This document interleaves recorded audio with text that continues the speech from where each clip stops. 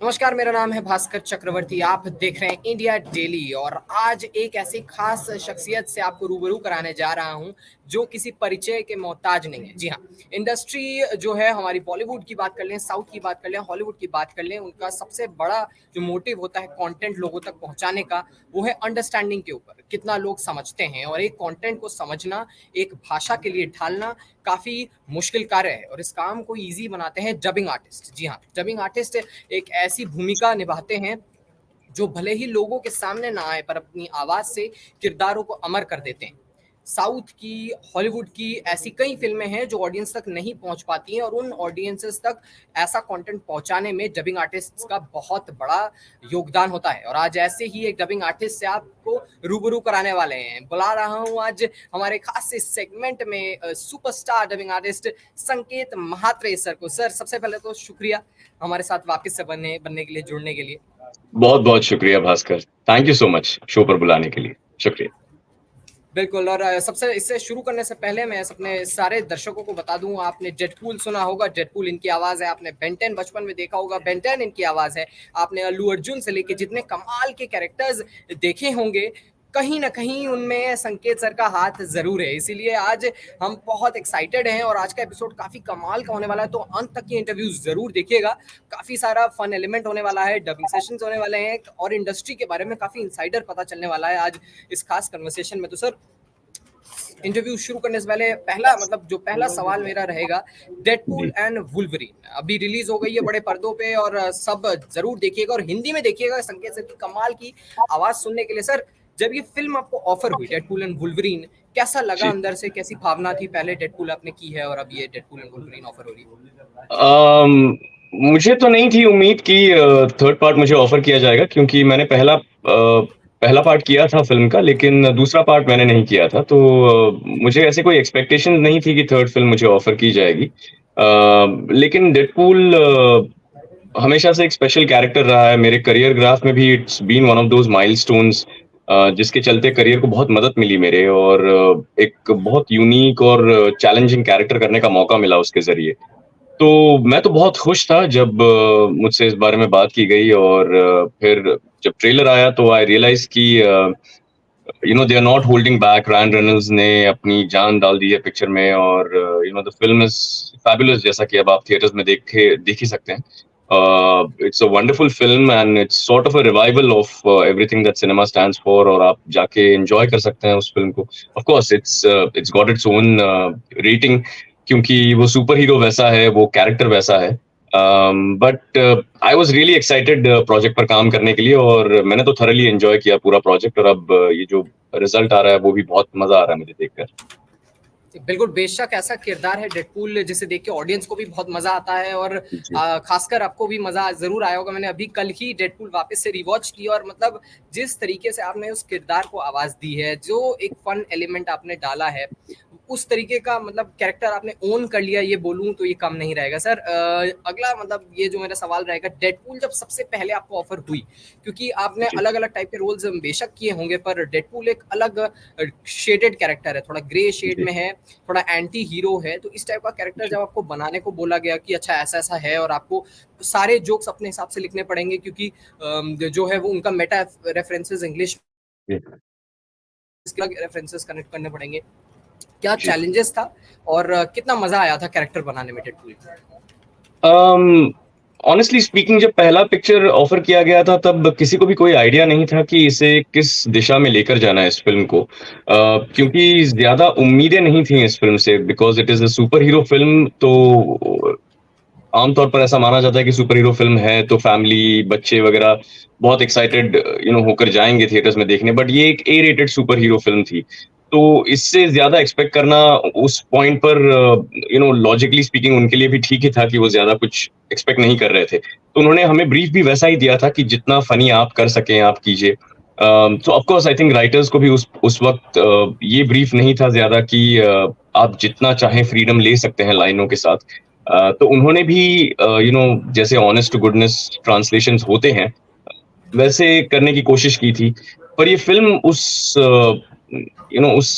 Genre में बैठती नहीं है वैसे, टिपिकली जैसे सुपर हीरो फिल्म्स में बैठनी चाहिए। This is almost like a comedy wrapped in a superhero franchise. तो ये it has to make you laugh every other second because वो character वैसा ही कर रहा है इंग्लिश में.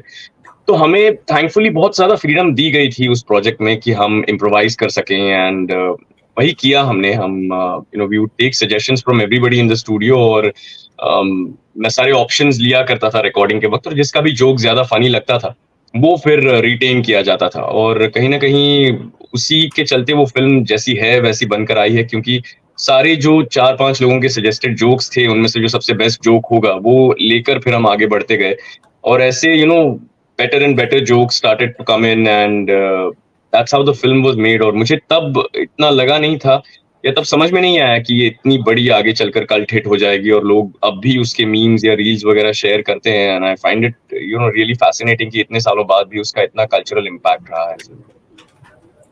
अमेजिंग सर, काफी कमाल का कैरेक्टर था नो डाउट और फैंस ने भरपूर तरीके से एंजॉय किया था. सबसे बड़ी बात ये है कि थिएटर्स में उसका सबूत हम बॉलीवुड के एक्टर्स को जब कंपेयर करते हैं तो कंपेयर करते हैं बॉक्स ऑफिस कलेक्शन के साथ, पर डबिंग आर्टिस्ट के बारे में ये बोलता नहीं है कोई, पर फिल्में कलेक्शन जो हैं आपके भी बहुत बड़े नंबर्स आते हैं, लेकिन होते हैं लोग देखने पसंद करते हैं हिंदी में फिल्मों को और जिस तरीके से आपने वॉइस दिया लोगों के दिलों में है और हमेशा से रहेगा सर. सारे फैंस की तरफ से दिल से थैंक यू है इस पॉइंट पे एंड क्योंकि सर फैंस को बहुत पसंद है. तो अगर आपका जो आइकॉनिक डेडपूल वाला एक डायलॉग है वो अगर हो जाए हमारे ऑडियंस के लिए.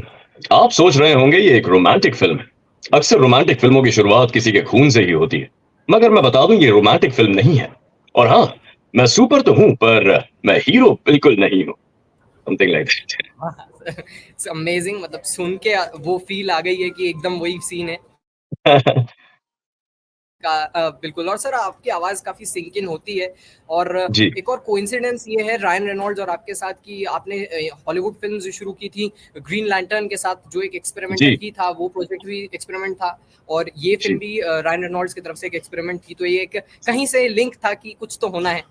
हाँ, I mean I am really happy कि जी बिल्कुल. आई मीन मेरा मेरा मेरा जैसे कि आपने कहा मेरी पहली theatrical Hindi dub film as a hero was Green Lantern और उसके बाद मैंने रायन रेनॉल्ड्स के साथ उनके कई प्रोजेक्ट्स किए हैं मैंने हिंदी में. पर डेडपूल हमेशा it will be one of those most iconic kind of characters और I am really glad because वो ऑलमोस्ट उन्हीं की पर्सनालिटी उसका एक रिफ्लेक्शन है Deadpool. So it was very organic जैसे वो बनाते. It's almost made for him, tailor made for him that character. और इसीलिए फिर उससे ऐसा कोई हो कि जिसके लिए एक कैरेक्टर बनाया गया है वो उसे एक्ट कर रहे हैं और फिर उसे अगर आपको किसी भाषा में डब करने का मौका मिलता है then I think I always consider myself lucky to be in that position that I've been able to voice for that character because उतना सटीक किसी पर कोई कैरेक्टर बैठता है और अगर वो वॉइस करने का मौका मिला तो you're doing something special. जी जी कमाल का कैरेक्टर था नो डाउट. और देखिए डेडपूल एक आइकॉनिक कैरेक्टर है. दूसरे एक आइकॉनिक कैरेक्टर की अगर हम बात कर लें बेन 10.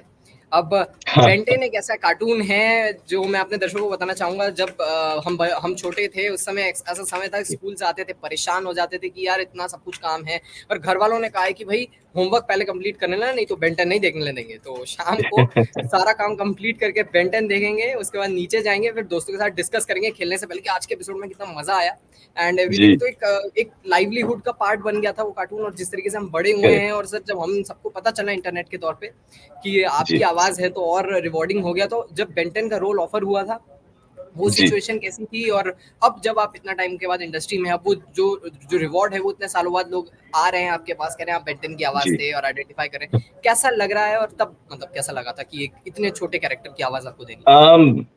तब तो यार कभी सोचा नहीं था कि ये आगे चलकर इतना बड़ा होगा फॉर श्योर. मतलब तब तो मेरे लिए बस ये एक्साइटमेंट थी कि एक एनिमेशन प्रोजेक्ट कर रहा हूँ जिसमें एक लीड एनिमेशन वॉइस देने का मौका मिल रहा है. और ये भी बात थी कि मैं ऑडिशन देने गया था तब सॉर्ट ऑफ उसके एंटी हीरो या विलन के लिए गया था केविन लेविन जो है और उन्होंने कहा कि ये ट्राई कर लो और मैंने बेन की वॉइस ट्राई कर ली थी और वो फिर अप्रूव हो गई. फिर पता चला वो 10 एलियंस में तब्दील होता है तो फिर वो 10 एलियंस की भी मैंने वॉइस एक एक करके ट्राई की थी, वो भी अप्रूव होती चली गई. तो 11 वॉइसेस कुल उस सीरीज में देने का मौका मिला. और ये कभी एक्सपेक्टेड नहीं था मुझे. तो मैं कभी उन आवाजों को तो कभी एक्सप्लोर नहीं करता अपने अंदर से अगर जरूरत नहीं पड़ती. So I am always thankful to Ben's character like I said कि वो भी एक बहुत बड़ा घुमाव था मेरे करियर में, कि जहाँ मुझे रियलाइज हुआ कि ऐसी भी कुछ चीजें हैं जो मैंने अब तक खुद के अंदर डिस्कवर नहीं की हैं। जी। और जैसा कि आप कह रहे हैं अब कि आपके बचपन में आपने देखा है वो शो, ऐसे ही बहुत सारे लोग हैं आई थिंक जो अब सोशल मीडिया पर आ रहे हैं, जिन्होंने बचपन में बेन 10 वगैरह देखा था, and they kind of they and up discovering me somewhere, किसी रील के थ्रू या कहीं कुछ नजर आ जाता हूँ, तो फिर वो मैसेजेस आते हैं कि हमने स्कूल से आते थे या ट्यूशन से आते थे, या अगले एपिसोड में क्या होने वाला है, ये हमेशा we were excited about it. और बहुत अच्छा लगता है जेन्युइनली।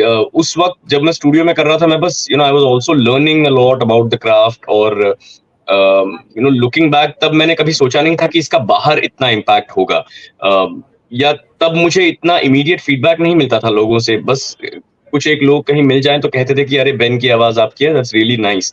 बट अब I see all of them in in such large numbers, और इतने सारे लोग मिलते हैं या मैसेजेस आते हैं, एंड दे से कि यार Ben sir, Ben was such A historic thing, मजा आता था, हमारी नॉस्टैल्जिया वाली फील है हमारे लिए।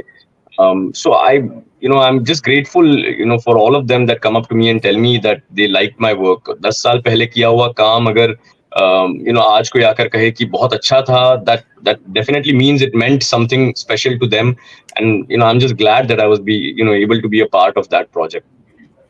बिल्कुल, मतलब बेन एक ऐसा कैरेक्टर था जो आज भी काफी आइकॉनिक है, हमेशा रहेगा। जी। और जिस तरीके से वो कैरेक्टर का डेवलपमेंट होता है, एक थोड़ा बहुत टीनेज कैरेक्टर है, एराटिक है, और जब वो ट्रांसफॉर्म करता है तो सबके अलग अलग हैं। और दर्शकों को मैं बता दूं कि संकेत सर काफी मल्टी टैलेंटेड हमेशा से रहे हैं। इन्होंने पहले थिएटर से कॉलेज में बहुत शुरुआत की, फिर उसके बाद जब इन्होंने अपना स्टूडियो खोला तो उसके बाद एक टीम को, एक बैंड को चिड़िया पक्षी वगैरह जैसे आवाज की जरूरत थी, और उस समय सर ने अपनी वॉइस दी थी, तो वहीं से उनकी एक तरीके से जर्नी जो है वो आगे बढ़ी। सर बेन 10 लोगों को बहुत पसंद है, आज भी लोग कमेंट करते हैं, ये करते हैं बेन 10 की, और वो जो एलियंस है उनकी अगर थोड़ा बहुत कुछ आवाज हो जाए। हाय, मेरा नाम बेन है, Ben Tennyson, it's hero time, और मेरे साथ मेरे कुछ दोस्त हैं। मैं हूँ Humungousaur, Jetray, Brainstorm, Spider monkey,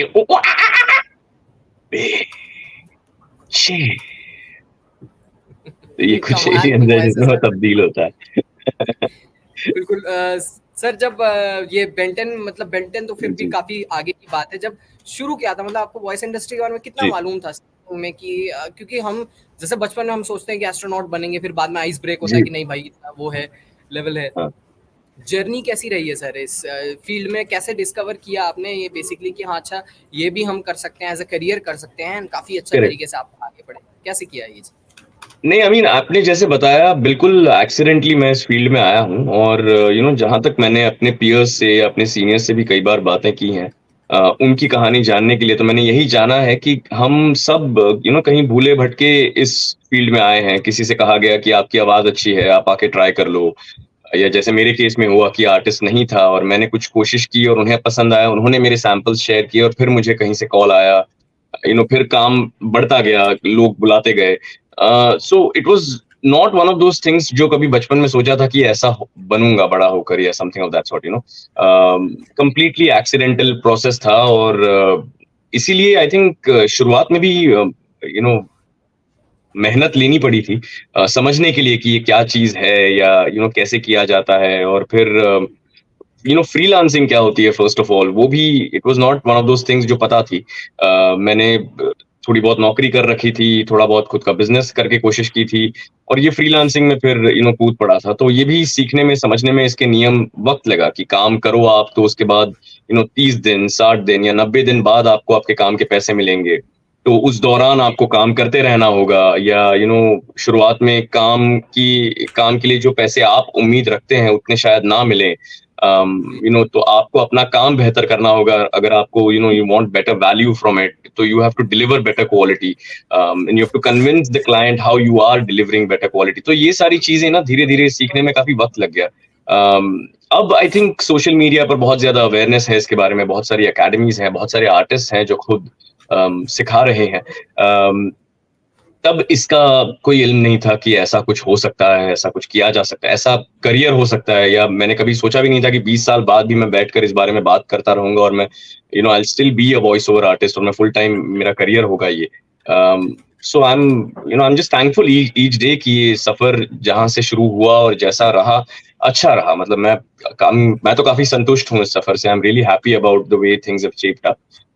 वैसा ना होता तो शायद आज हम यहाँ बैठकर इस बारे में बात ना कर रहे होते। तो आई am really glad it happened the way it happened. बिल्कुल सर, किस्मत का खेल है। एक कहाँ से जर्नी स्टार्ट हुई और फिर कहाँ पे एक ग्रैंडियर, जी, एक बड़े स्केल पे आई है और अभी आगे भी बढ़नी है। और फैंस का जो प्यार है वो ऑफ कोर्स बिल्कुल रहेगा ही रहेगा। और देखिए, हमने जी, बात कर ली एनिमेटेड वर्ल्ड की, हमने बात कर ली हॉलीवुड जी, से रायन रेनॉल्ड्स की, थोड़ा बहुत साउथ चलना बिल्कुल बनता है। ये साउथ का फ्लेवर जो जी, है, तो तड़के वाला खाना जो है हम खाते हैं, वो मजा आता है खाने में। ऐसे साउथ की फिल्में होती है, जी, वो देखने में बड़ी मजे आती है, क्योंकि जबरदस्त बिल्कुल, एक्शन होता है, ड्रामा होता है, मसाला एक जी, जो ओवरऑल कह सकते हैं रोहित शेट्टी उस टाइप की फिल्म करते हैं, पर जी, साउथ में जो है like a complete vibe package अलग है। जैसा आप कह सकते हैं, बिल्कुल। कंप्लीट पैकेज, बिल्कुल। और जी, दर्शकों को बता दूं, आप लोगों ने वैसे अभी तक तो पता चल ही गया होगा, आपको मालूम भी होगा ये चीज के बारे में, अल्लू अर्जुन, महेश बाबू, जूनियर एनटीआर और ऐसे कई साउथ के बड़े सुपरस्टार्स और जी, एक्टर्स की आवाज दे चुके संकेत सर। कैसा मतलब रिवॉर्डिंग लगता है, या कैसा लगता है अल्लू अर्जुन की आवाज से आपको रिकॉग्नाइज किया जाता है, और जी, जहां भी आप जाते हैं बोलते हैं। इवन अभी हाल फिलहाल में आपने राम पोतीनेनी सर का इंटरव्यू लिया था, लोग कमेंट पे जी, लिख रहे जी। थे कि ऐसा लग रहा है अल्लू अर्जुन राम पोतीनेनी का इंटरव्यू ले रहे हैं। तो जी। आवाज चेहरे के साथ ऐसे बैठ गई किस प्रकार, और मतलब फैंस का जो प्यार है उसके बारे में थोड़ा बहुत बताइएगा इस चीज में। आई थिंक काफी बदलाव भी आया है साउथ की डबिंग में। अब जहां से हमने शुरुआत की थी, जिस तरह की डबिंग होती थी, हम भी थोड़ा सा ओवर ड्रामेटाइज करने की कोशिश करते थे और लाउड कहा जाता था एक वक्त पे। बट आई थिंक वो फिल्में भी थोड़ी सी इवॉल्व हुई हैं, हमारी डबिंग भी थोड़ी सी इवॉल्व हुई है। um, अक्सर वॉइस आर्टिस्ट को ये एडवांटेज होता है जब हम डबिंग करते हैं कि किसी को साउथ के हीरोज की हिंदी में आवाज कैसी साउंड करेगी या वो कैसे लगेंगे, इसका कोई रेफरेंस पॉइंट नहीं होता। So I can play with my voice. अब बिकॉज दे आर हीरोज, उनकी एक सर्टेन एज रेंज में ही वॉइस रहती है। वो एक हीरोइक एक स्टैचर रहता है, वॉइस को वो मेंटेन करना पड़ता है। अदर देन दैट, बस सीन टू सीन वो क्या कर रहे हैं या हल्की सी कोई फिजिकल नुआंस है अगर उनकी आवाज में, तो उस पर मैं जोर देता हूँ। और it just so started to happen कि सडनली लोगों के पास वो एक वो 1 GB इंटरनेट वाला फंडा शुरू हो गया। हाँ साउथ की जी, मूवीज में गाने उन्होंने डब करने बंद ही कर दिए कहीं। जो दो जी, दो 2.5 घंटे की 3 घंटे की फिल्में 1.5 घंटे की होने लग गई। तो ये जी, सडनली एक फेज आ गया जहां पर हर कोई साउथ इंडियन फिल्म्स देखने लग गया अपने फोन्स पर, हर जगह। और आई थिंक वो दौर था जब डबिंग में भी काफी सारे बदलाव आए। हम स्टोरीज वगैरह, राइटर से कहा जाता था कि अगर ऐसा लगे कि हिंदी मार्केट के लिए ये शायद समझ में ना आए या कुछ, तो उसको आप इम्प्रोवाइज कर लीजिए। तो वो फ्रीडम भी मिलना शुरू हो गया। और वहां से आई थिंक कहीं ना कहीं उसकी पॉपुलैरिटी बहुत बढ़ती गई। और लाइक ऐसे वॉइस आर्टिस्ट तो कमाल के काम कर ही रहे थे और फिर वो भी अपने क्राफ्ट में बहुत बेहतर हो गए। और फिर वो एक फेज आया जहाँ पे सडनली आई थिंक लॉकडाउन में भी बहुत सारी फिल्में लोगों ने देख डाली। और producers also started doing this thing of कि अगर ये एक्टर फेमस है, इसकी एक फिल्म हिट हो गई है, तो उसकी पुरानी जितनी भी फिल्में हैं सब रीड अप करवा लो आज के ट्रेंड के हिसाब से या समथिंग। तो लोगों के जी, पास सडनली, अगर मैं अगर मैं ऋतिक रोशन का भी अगर फैन हूं फॉर एग्जांपल, मैं उनकी साल में एक फिल्म देख पाता हूँ मुश्किल से, बिकॉज वही आती है। वहीं पे अगर आप किसी अल्लू अर्जुन की कोई एक फिल्म आपको पसंद हो और आप ढूंढें, हाँ, तो आपको 25-30 फिल्में उनकी सारी करियर ग्राफ मिल जाएगा, उनका सारा डब किया हुआ। तो यू बिल्कुल। Get so much exposure to that star कि suddenly all those stars became common household names in the north. और people were really enjoying the film. जैसा कि आपने कहा, वो पूरा पैकेज है। तो कहीं बैठ के अगर आपके पास 1-1.5 घंटा है to kill, you just watch the film और you're entertained, and that's I think the core requirement from a good cinema I think. और वो बैरियर्स वगैरह की साउथ फिल्म, ये फिल्म, वो फिल्म, वो सब भी धीरे धीरे आई थिंक डिमिनिश हो गए कहीं ना कहीं। बिकॉज राइटिंग भी उस तरह से की जाने लगी कि लिप्स ऐसे मैच करें हम कि जैसे लगे आपके दिमाग को कि 5 मिनट बाद कि भाई ये डब वब कुछ नहीं, ये तो हिंदी ही है। तो उस हाँ तरह जी, से राइटिंग भी होने लगी, उस तरह से वॉइसिंग भी होने लगी, कास्टिंग उस तरह से की जाती थी कि ये एक्टर की आवाज ऐसी ही लगे कि ये तो उसी की आवाज है, ये तो कोई। सो इसीलिए आज वो आजकल वो कमेंट्स आते हैं कहीं कि ये अल्लू अर्जुन की आवाज है, या ये राम पोतीनेनी का इंटरव्यू अल्लू अर्जुन ले रहा है, या something of that sort. Again it was very kind of Ram for him to invite me to his place, and we had this chat, and it was wonderful talking to him, because किसी actor के साथ बैठकर बात करना और ये समझना कि हमने आपकी आवाज़ की है तो आपको कैसा लगा, या was it a disconnect for you? तो उन्होंने बहुत ग्रेशियसली कहा कि वो भी हमारा काम देखते हैं, वो क्लिप्स बनाते हैं उसकी, कि देख बताने के लिए डायरेक्टर्स को कि ये देखिए कैसे उन्होंने हिंदी में चेंज कर दिया या इम्प्रोवाइज़ कर दिया। So they really appreciated it, and as an artist I think इससे बड़ा रिवॉर्ड क्या होगा कि कोई कहे कि यार ये तो अल्लू अर्जुन ही साउंड कर रहा है, या फिर राम पोथिनेनी जैसे कोई एक्टर आपके सामने बैठ के आपसे कहे कि नहीं, नहीं आप जो कर रहे हैं, जैसा कर रहे हैं, अच्छा लग रहा है हमें। That's, I mean, as an artist, I think it's very fulfilling for me when that absolutely, happened. Yeah. इस टाइप का कैरेक्टर आप पोर्ट्रे कर देते हैं और मतलब रोल के साथ ऐसा जुड़ जाते हैं कि फैंस की इमोशंस में आ जाता है कि भाई ये आवाज तो मतलब यही है, तो कोई और करता है तो ये रहता है, थोड़ा संकोच रहता है। और क्योंकि फैंस को अल्लू अर्जुन बहुत पसंद है, और ये अल्लू जी। अर्जुन का सर कोई एक डायलॉग हो जाए जो आपका फेवरेट हो, जो आपका। उनकी अभी आला वैकुंठपुरम में से एक डायलॉग है उनका जो मुझे बहुत पसंद है, विच इज घर में गाड़ी है, रास्ता खाली है, तो पेट्रोल डाल के यहाँ नहीं आने का, वरना माचिस तो खामखा बदनाम है, जलाने के लिए मेरा तेवर ही काफी है। अरे So वाह that's सर, the line. एकदम I really like वही it. फील आ रही है। बिल्कुल, और मतलब सर आपकी डिलीवरी सुन के लग रहा है कि अगला वो फॉलो अप डायलॉग था कि ये कोट झटकूंगा और उड़ जाओगे, रास्ते वैसा से हट फील जा आ रही वरना है। उड़ जाएगा जी। एकदम बिल्कुल वही फील है एकदम। और जिस बिल्कुल तरीके से फैंस फैंस बहुत पसंद किए हैं ये इस चीज को, और जी मोस्ट डेफिनेटली पुष्पा जो है उसमें कई लोगों ने मिस किया था आपको। हालांकि जी श्रेयस तलपड़े सर ने भी काफी अच्छा काम किया है, कैरेक्टर बिल्कुल उन्होंने भी पकड़ा था अच्छा। पर बिल्कुल। फैंस ने आपको बहुत मिस किया सर। पुष्पा का जो एक वो झुकेगा नहीं वाला डायलॉग है, वो अगर आप अपने अंदाज में एक बार सुना दे तो दिल खुश हो जाएगा। अम, पुष्पा नाम सुन के फ्लावर समझे क्या? फ्लावर नहीं, फायर है मैं, झुकेगा नहीं साला। क्या बात है सर, कमाल का आपका डिलीवरी है, और मैं तो थैंक यू। तारीफ ही करता रहता हूँ हर बार इसीलिए। और सर काफी इंटरेस्टिंग इंडस्ट्री है और काफी सारी जी चीजें, पर जैसे नॉर्मल सिविलियंस हैं, हम लोग सोचते हैं कि कैसे होता है, ये प्रोसीजर क्या है, जी किस तरीके से जो है एक फिल्म को डब किया जाता है। तो थोड़ा बहुत इंडस्ट्री के बारे में और जो डबिंग का जो प्रोसीजर है उसके बारे में थोड़ा जी। बहुत हमें बताइए। तो अगर हम हॉलीवुड की फिल्म की बात करें तो हॉलीवुड स्टूडियो जब कोई फिल्म करता है तो उसे डब करना कितना वायबल है, या उस फिल्म में इतना एंटरटेनमेंट फैक्टर है कि वो डब करने के बाद नंबर्स जनरेट करेगी या नहीं, ये पहले कॉल लिया जाता है। अगर वो डब करनी हो तो फिर उसी कंपनी का जो इंडियन काउंटर पार्ट है उन तक वो फिल्म लाई जाती है, फिर वो डिसाइड करते हैं कि किस स्टूडियो के साथ या उनके साथ अगर कोई एफिलिएटेड स्टूडियोज हैं, तो उन्हें वो फिल्म पहुंचाई जाती है। वो स्टूडियो फिर उसकी राइटिंग करवाते हैं। डायरेक्टर्स जो हैं वो फिल्म के कैरेक्टर्स को देखकर कास्टिंग करवाते हैं। तो हम जैसे वॉइस एक्टर्स को अगर कोई रोल फिट बैठ रहा है तो उस रोल पर फिट बैठने वाली जो 3-4 आवाजें हैं उन्हें बुलाकर ऑडिशंस करवाए जाते हैं। वो ऑडिशंस फिर भेजे जाते हैं। कभी कभी Indian counterparts take the final call, या फिर वो अब्रॉड भी चला जाता है ओरिजिनल स्टूडियो तक। वो तक हिंदी वॉइसेस की ऑडिशंस या रीजनल वॉइसेस की भी ऑडिशंस अप्रूव करते हैं।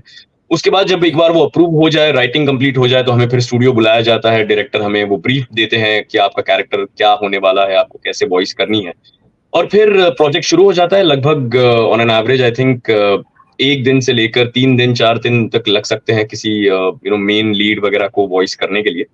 जहां तक डबिंग के प्रोसेस की बात है, आप जब बूथ के अंदर जाते हैं वो ब्रीफ वगैरह लेकर, आपके सामने वो स्क्रिप्ट होती है जिसमें ओरिजिनल इंग्लिश डायलॉग और हिंदी लाइंस लिखी होती हैं। स्क्रीन पर ओरिजिनल वीडियो चलता है। अब ये वीडियो कभी कभी वाटर मार्क होता है, बहुत डार्क होता है, उसमें नॉइज वगैरह ऐड करते हैं कॉपीराइट रीजंस के लिए। आपके एक कान में आपको अपनी आवाज सुनाई देती है, दूसरे कान में आपको ओरिजिनल इंग्लिश सुनाई देता है, और फिर आपको वो स्क्रिप्ट पढ़ते पढ़ते जहां वो बोल रहे हैं वहां बोलना है, जहां वो पॉज ले रहे हैं वहां पॉज लेना है, जहां कोई इमोशनल आउटबर्स्ट है या कुछ इमोशन है वो फिर हाईलाइट करना है हिंदी में डब करते हुए। और फिर दैट इज द प्रोसेस। उसके बाद फिर डायरेक्टर आपको कुछ नोट्स देंगे या इंजीनियर कहेंगे टेक्निकली कोई इश्यूज हैं तो, और फिर वो लाइन बेटर करने के बाद आप अगली लाइन अगला सीन करते करते फिर वो फिल्म वैसे पूरी होती है। That's how it happens. फिर करेक्शंस वगैरह आते हैं अगर कोई क्वालिटी कंट्रोल के इश्यूज से या सेंसर के इश्यूज हों, या कुछ ग्रामेटिकली चेंज करना हो, या स्टोरी में कुछ चेंज करना हो, तो वो सारे चेंजेस करने के बाद फिर वो फिल्म फाइनल हो जाती है। That is the generic process of the entire thing. और सर जो ट्रेलर्स वगैरह होते हैं वो अलग से डब होते हैं या वो साथ ही में होते जी हैं, क्या सीन रहता है? नहीं, अक्सर ट्रेलर्स अलग से या उससे फिल्म से काफी वक्त पहले आ जाते हैं। कभी कभी एक रात पहले या 2 रात पहले भी हमें बुलाया जाता है कि कोई ट्रेलर अर्जेंटली अगर उन्हें अपलोड करना हो। और ट्रेलर्स अक्सर एक थोड़े से अलग ढंग से लिखे जाते हैं, उनमें थोड़ा-सा हाइलाइट डायलॉग डाला जाता है, जो शायद कभी-कभी फ़िल्म में ना भी हो because trailers need to be really attractive. वो अगर अट्रैक्टिव ना हो तो आप फ़िल्म देखने का जो मोटिवेशन है वो खत्म हो सकता है। इसीलिए ट्रेलर्स को एक बहुत अलग ढंग से डब भी किया जाता है, आई थिंक विजुअली कट भी किया जाता है और ये सिर्फ़ ये डबिंग के प्रोसेस से नहीं है, ये ओरिजिनल हॉलीवुड में भी वैसा ही होता है because the trailers if you notice generally sometimes are done in a very different way than how the film is treated. And that's done for a very special reason कि भाई वही जो एक चीज है जिससे आप फिल्म की तरफ आकर्षित हो सकते हैं। तो हमें थोड़ा सा अलग तरह से परफॉर्म और राइटिंग की जाती है ट्रेलर्स की।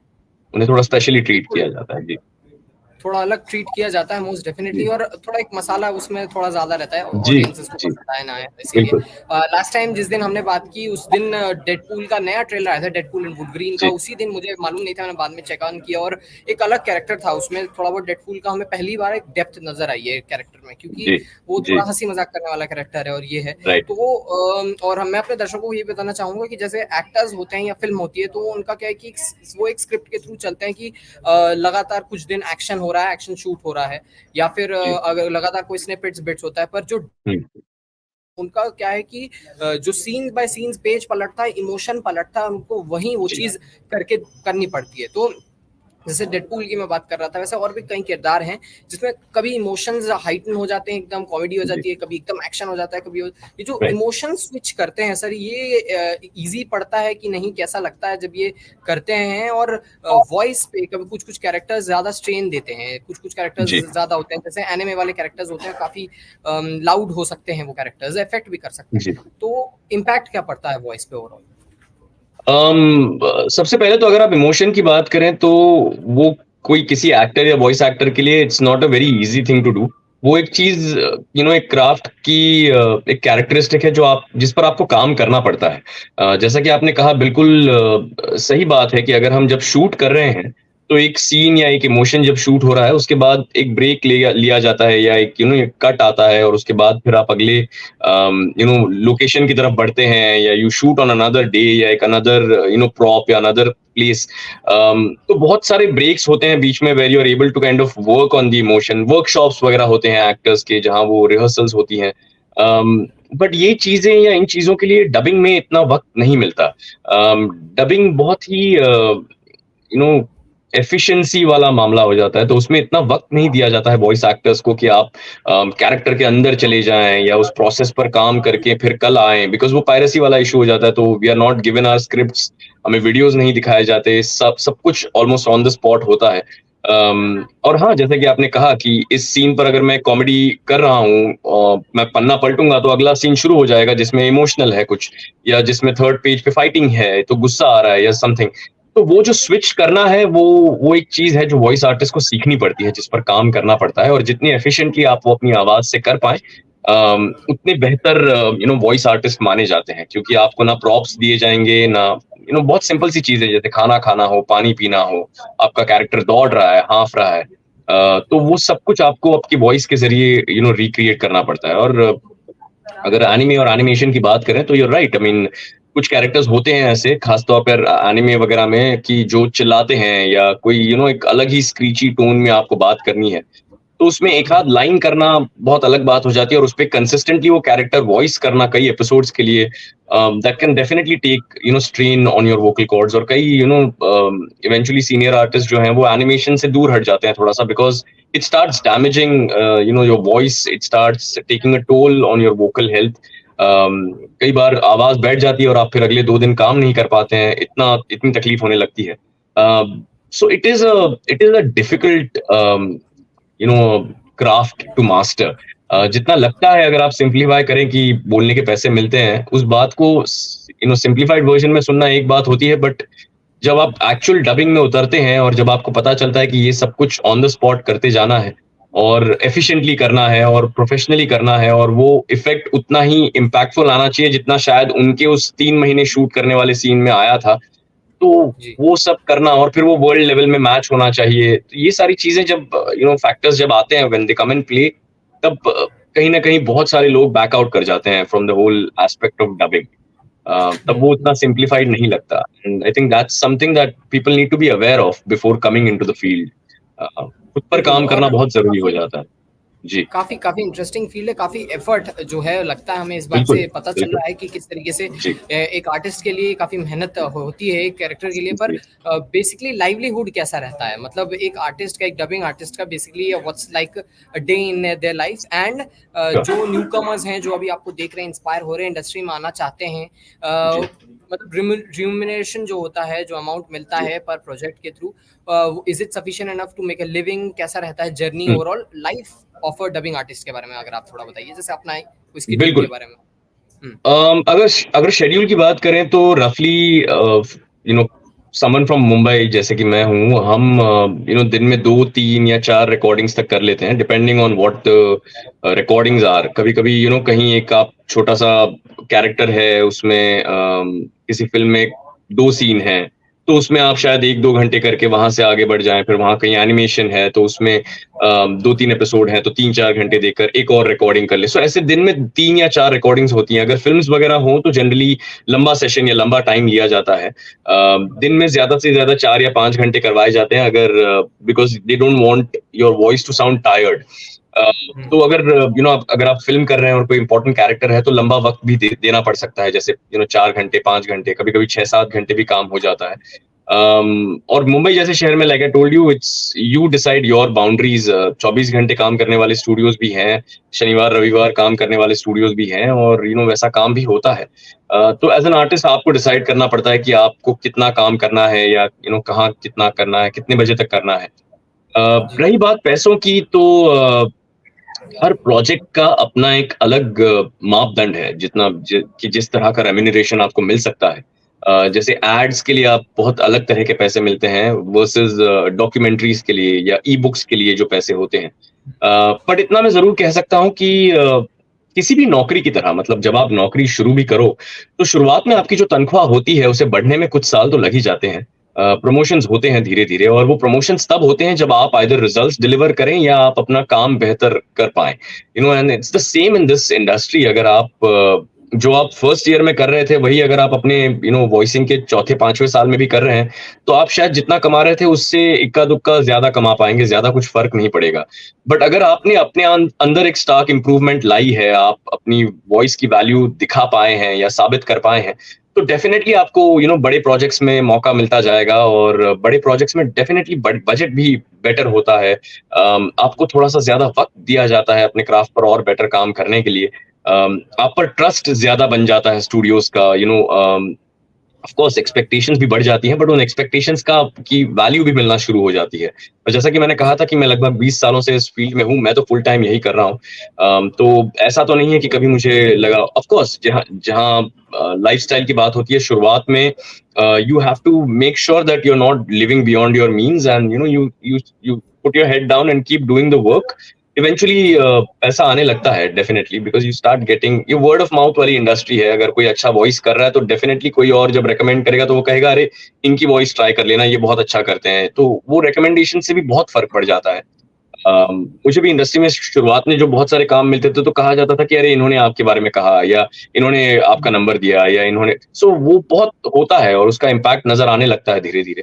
You just have to be honest to your craft and keep working on yourself वो बहुत ज़रूरी है। वो रुक गया तो तकलीफ शुरू हो जाती है फिर। बिल्कुल, मतलब कर्म करे जाओ, फल की चिंता मत करो और आने वाले टाइम पे तो मोस्ट डेफिनिटली अच्छा हो ही जाना है। जिस तरीके से संकेत सर बता रहे हैं, काफ़ी सारी यूथ जो है वो इंस्पायर हो रही है सर इस चीज़ से। और साथ ही आई मतलब होप सो। जिस तरीके से एक रूटीन रहता है, आप स्टूडियो में हैं, पूरा टाइम वो काम कर रहे हैं, स्टूडियो से बाहर भी निकल रहे हैं। एक काफ़ी एक अच्छी एनालॉजी मैंने आपकी सुनी थी, मेरे को बहुत इम्प्रेस की थी वो बात हाँ, कि आप बोलते हैं अक्सर कि जब मैं स्टूडियो में जाता हूँ तो स्टूडियो के जी, दरवाजे के बाहर तक संकेत होता है और अंदर जाते हैं तो वो एक कैरेक्टर है और संकेत बाहर जी, खड़ा है। और जब आप जी, रोल खत्म कर लेते हैं तो वापस आप संकेत से कनेक्ट होते हैं। तो ये काफ़ी जी, एक वर्क ऑन पर्सनल लाइफ को बैलेंस करने वाली चीज़ जी। सर ने बताई। मोस्ट डेफिनिटली काफ़ी लोग करते हैं ये चीज़। पर सर कभी ऐसा हुआ है कि आप घर लौटे हों और आपके दिमाग में वो चीज़ है और कभी कुछ बैंटर हो रहा हो घर में किसी के साथ, वाइफ के साथ या किसी के जी। साथ इंटरेक्शन हो रहा हो और आपने वो एक अल्लू अर्जुन वाला डायलॉग दे दिया है कि कद्दू चाकू में नहीं, गिरे नहीं, या ऐसा चाकू नहीं होता बिल्कुल। ऐसा बिल्कुल नहीं होता क्योंकि मेरे दोस्त या मेरे घर वाले जो हैं वो एक तो मेरा काम जानते हैं, वो जानते हैं कि मैं क्या करता हूँ। They are very updated about what I do. They in fact send me links कि कोई प्रोजेक्ट आया है या कोई फ़िल्म उन्होंने देखी मेरी या कहीं कोई काम नज़र आया उन्हें, तो वो मुझसे शेयर करते हैं कि ये देखा या ये सुना। तो अगर मैं उन्हें कोई अल्लू अर्जुन का डायलॉग सुनाऊँ तो वो 2 सामने से सुना देंगे मुझे। तो वो मेरा काम मुझसे बेहतर जानते हैं और लाइक यू सेड राइटली मैं वो जो जो अपनी पर्सनैलिटी है या अपना कनेक्शन है वो बाहर ही छोड़ देता हूँ स्टूडियो के बिकॉज़ कई बार आप इतने जैसा कि लोग कहते हैं कि इतने बड़े स्टार्स के लिए करते हैं या इतने प्रोलिफिक कैरेक्टर्स के लिए आपको वॉइस देनी पड़ती है। तो आप वो पर्सनल प्रेशर लेकर काम करें तो वो काम कहीं न कहीं आई डोंट थिंक जस्टिफाई हो पाता है। फिर वो एक दिमाग में एक वो थॉट हमेशा रहता है कि अरे बहुत बड़ा कैरेक्टर है, बहुत एक्सपेक्टेशंस हैं, ये खराब नहीं होना चाहिए या समथिंग ऑफ दैट सॉर्ट। तो अगर वो कैरेक्टर जो भी हो, I try not to bring that aspect of it into my work. मैं बस कोशिश करता हूँ कि जितने ऑनेस्टली मैं उस कैरेक्टर को अप्रोच कर पाऊँ और जो जो जितना मुझसे बन पाए वो करने की कोशिश करूँ, थोड़ा पुश करूँ अपनी लिमिट्स को भी क्राफ्ट की तरफ और वो करने की मेरी कोशिश होती है एंड उसके लिए फिर अगर आपका दिन बुरा चल रहा है या कुछ बहुत अच्छा भी चल रहा है तो वो सब न्यूज़ या वो सब एक्साइटमेंट या डिप्रेशन साथ अपने रोल के अंदर लेकर आना, I don't think that's fair. I want to approach every role as neutrally as possible. So मैं वो दरवाजा कंसिडर करता हूँ कि जब मैं वो बंद कर देता हूँ, I try to keep all my emotions outside and then just think like the character and be like the character as much as I can in that small time frame.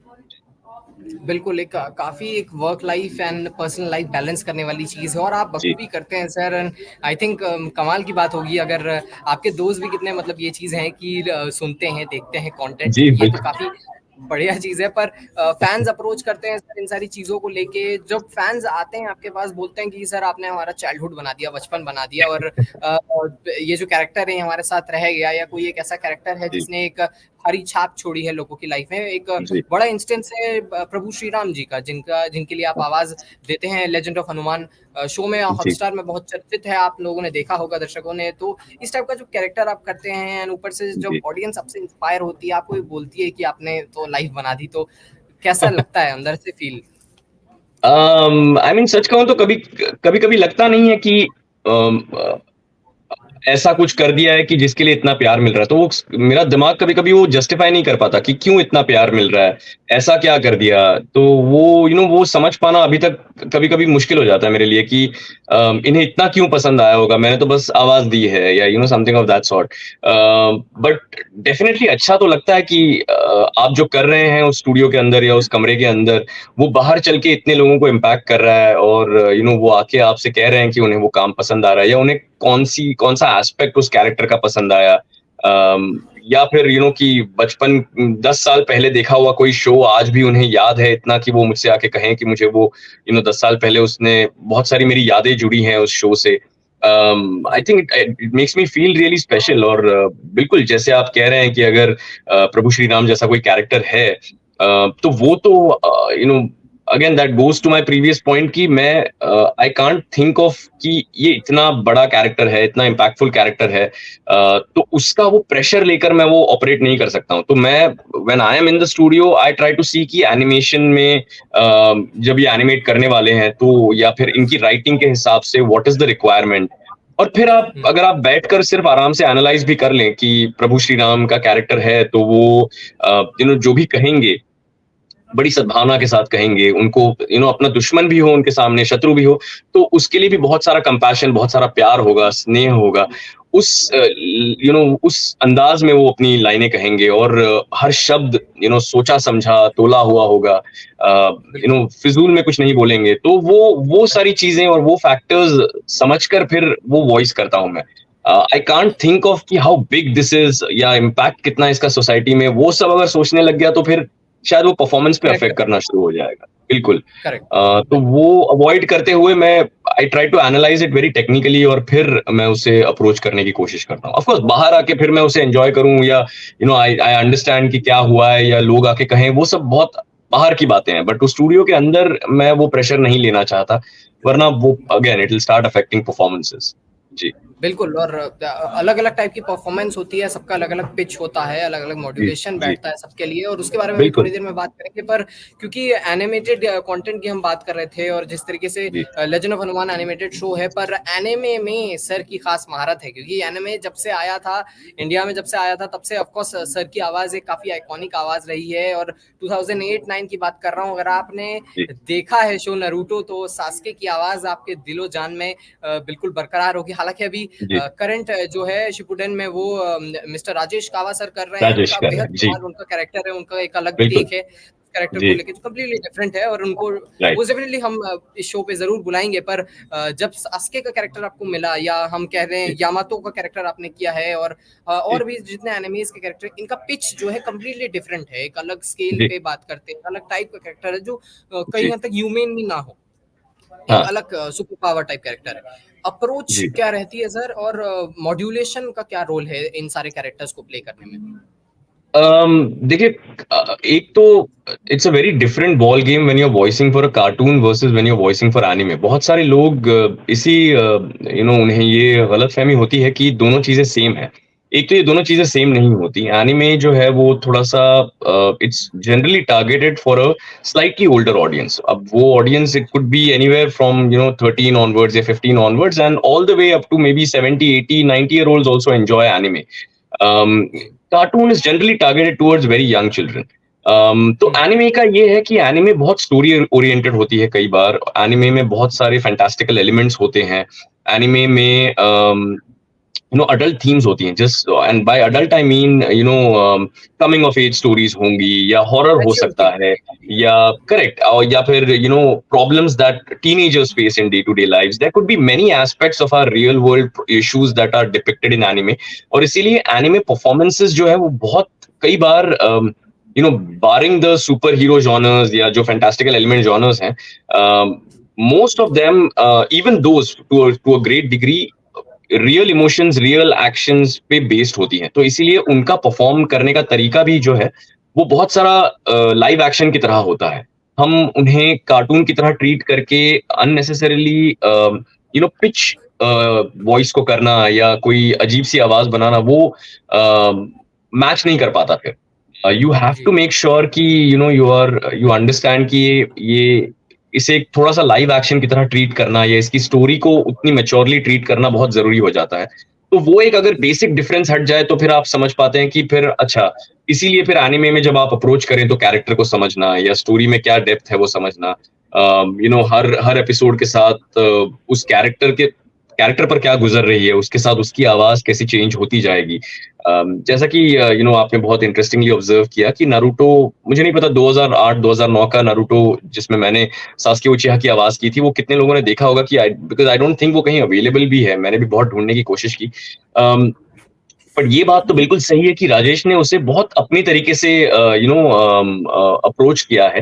Where I use to work on Sasuke as a very dark sort of an undertone and a serious character जिसका एक कोई prime M है दिमाग में। हुँ। राजेश भी वही करने की कोशिश करता है, बट राजेश उसके साथ एक एलिमेंट ऑफ ड्राई ह्यूमर लेके आता है, विच इज सो हाँ। Interesting to watch and that is really appreciated by the audiences. तो ये भी this is such a beautiful thing to see कि अलग अलग वॉइस आर्टिस्ट कैसे उसी कैरेक्टर को भी अपने तरीके से या अपने ढंग से स्लाइटली मॉडिफाई कर सकते हैं, which is like a treat to watch. So I found it very interesting जब उसका वो टेक मैंने सुना, एंड हम अक्सर बातें भी करते हैं। आई टोल्ड हिम कि उसका इतना इंटरेस्टिंग टेक है सास्के पे और मेरा इतना अलग था उससे। और आई थिंक हमने कई कई ऐसे कैरेक्टर्स हैं जो हमारे ओवरलैप होते हैं। जैसे डेडपूल की अगर हम बात कर रहे थे तो दोपिंदर राजेश ने किया था। आई थिंक जी। छोटा भीम में मैं इंग्लिश में जग्गू बंदर करता था कई कई सीजन के लिए, और वो हिंदी में, और वो अभी इंग्लिश और हिंदी दोनों करता है। जी। तो ऐसा ओवरलैप कई बार होता है हमारा। और it's interesting to see how the same character can be approached by two different voice artists in two completely different ways, and that's why I enjoy this field so much. इसमें अपनी everybody can bring in their own bit of creativity and absolutely change the game, so to say. So and I enjoy anime dubbing because again वो अपनी तरह का एक अपना एक challenge है जो करने में मजा आता है। बिल्कुल। और सर बेसिकली जब वॉइस की हम बात कर रहे हैं, एक तरीके का एक कमाल का क्राफ्ट होता है जो बिलोंग करता है, जी, और बाय आर्टिस्ट सबका एक अपना टेक्निक होता है ऐसे अप्रोच करने का। And as a common person या एज अ जर्नलिस्ट, एक चीज़ अंदर हमारी रहती है कि जब हम कोई चीज़ बोलें या किसी के सामने हम वो चीज़ प्रेजेंट कर रहे हैं, तो हुँ, उसका एक इम्पैक्ट रहे, एक वेटेज हुँ, रहे, एक बेस के साथ जो है वो आवाज़ आए। जैसे मेरी आवाज़ थोड़ी पतली है, पर अगर इसमें थोड़ा बेस होता तो लोग राइट। शायद और मतलब समझते। तो ये चीज़ कॉमन एक परसेप्शन है। बेस कितना रोल एक प्ले करता है, एंड एक कॉमन पर्सनैलिटी, अगर कोई हुँ, भी एक आदमी है अपने फील्ड ऑफ वर्क में, अगर अपनी वॉइस को मॉड्यूल करना चाहे, तो उसके लिए आप क्या रिकमेंड करते हैं? अगर in generally as a voice artist आपको ये चीज़ पूछी जाए, तो आप क्या अम, रिकमेंड? देखिए बेस का इम्पोर्टेंस है ऐसा मैं भी सोचा करता था जब मैं अपनी शुरुआत कर रहा था। और यू नो उस वक़्त ये दौर भी चल रहा था या उससे कुछ वक़्त पहले तक ये दौर चल रहा था एड्स वग़ैरह अगर आप देखते हैं तो जो टैगलाइन्स होती थी या जो वो वॉइस ओवर्स होते थे वो जनरली एक हेवी बैरिटोन में डिलीवर किए जाते थे। पर वो एक जी। ट्रेंड था आई थिंक वो पास हो चुका है। अब ट्रेंड ये है या बहुत सारे क्लाइंट्स हमें कहते हैं कि जितना नेचुरल हो सके या उस कैरेक्टर की वॉइस में या जितना कोलोquial लैंग्वेज में हो सके वैसे डिलीवर करने की कोशिश कीजिए। तो जी। वो मेरे लिए भी एक बहुत बड़ा एक मिसकंसेप्शन था जो शैटर हुआ जब मैंने इंडस्ट्री में काम करना शुरू किया कि ये एक्स्ट्रा बेस वगैरह ऐड करने की ज़रूरत नहीं है। या फ़िल्म में अगर सारे मेल वॉइस आर्टिस्ट अपने एक्स्ट्रा बेस के साथ बात करेंगे तो वो बहुत फनी साउंड करेगी, वो नेचुरल नहीं जी। लगेगी। तो इसलिए अब एग्जैक्टली। कास्टिंग इस तरह से की जाती है कि regardless of whatever your natural pitch is वो वो उस कैरेक्टर पर कितना सटीक बैठेगा ये एक फैक्टर है जो बहुत ज़रूरी हो गया है। तो उस हिसाब से वॉइस कास्टिंग की जाती है। बिल्कुल। और अगर आप एक लाइक यू सेड जो आप है। एक एस्पायरिंग वॉइस आर्टिस्ट हैं जो शुरू कर रहे हैं, तो सबसे पहले तो मैं कहूँगा कि अपनी आवाज़ रिकॉर्ड करके स्पीकर से सुनने की कोशिश कीजिए। कई बार वो फर्स्ट स्टेप होता है जहाँ हमें हमारी आवाज़ बहुत अजीब साउंड करती है। जब आप पहली बार उसे बड़े स्पीकर्स में सुनना शुरू करते हैं तो फिर मैं लोगों से कहता हूँ कि जिस भाषा में आपको डब वगैरह करना है, उसे लिखना, जी। पढ़ना, बोलना तेज़ी से आपको आना चाहिए। That's something of a basic requirement. उसके अलावा ज़ोर से पढ़ने की आदत डालिए बिकॉज़ कई बार हम मन में जब पढ़ते हैं, तो प्रोनंसिएशंस या हमारा फ्लो या रिदम क्या है, पेस कम-ज़्यादा कितना है, वो सब समझ में नहीं आता, बहुत अलग हो जाता है। पर जब आप ज़ोर से पढ़ते हैं, तब आप समझते हैं कि कहीं फंबल हो रहा है, गलतियाँ हो रही हैं या मैं इसे प्रोनाउंस ही गलत तरीके से कर रहा हूँ या समथिंग ऑफ दैट सॉर्ट तो ये कुछ बेसिक चीज़ें हैं जिन पर आपको ध्यान देना बहुत ज़रूरी है।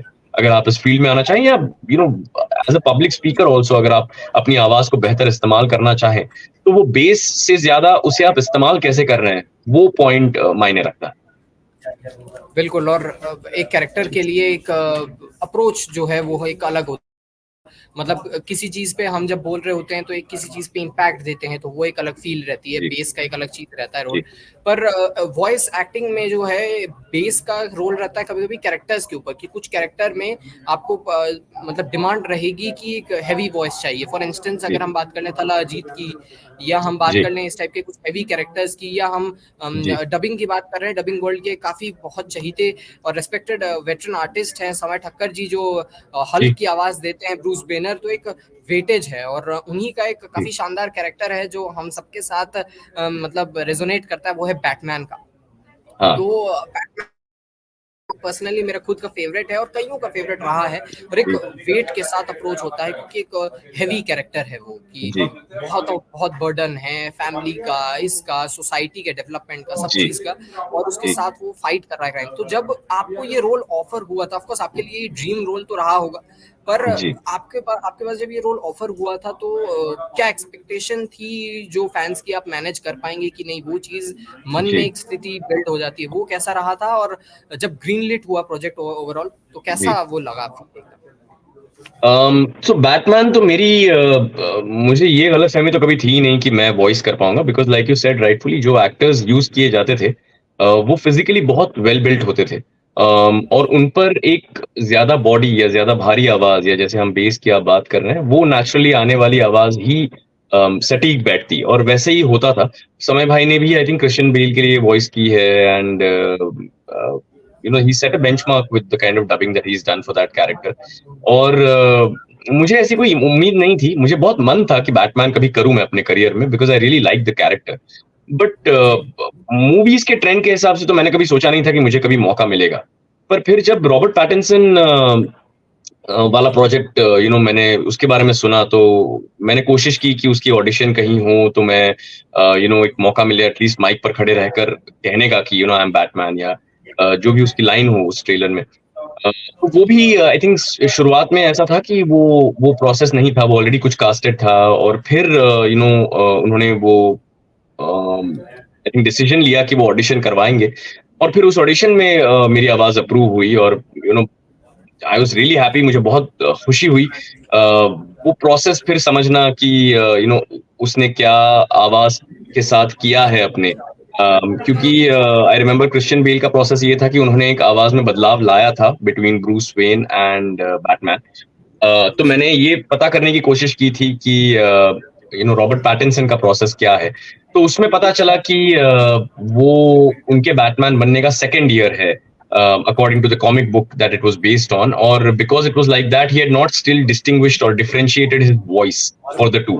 तो फिर वही पाथ मैंने पकड़ा, और if you look at the film a little carefully, he doesn't change his voice too much, और वही फिर पैटर्न मैंने हिंदी में पकड़ा था।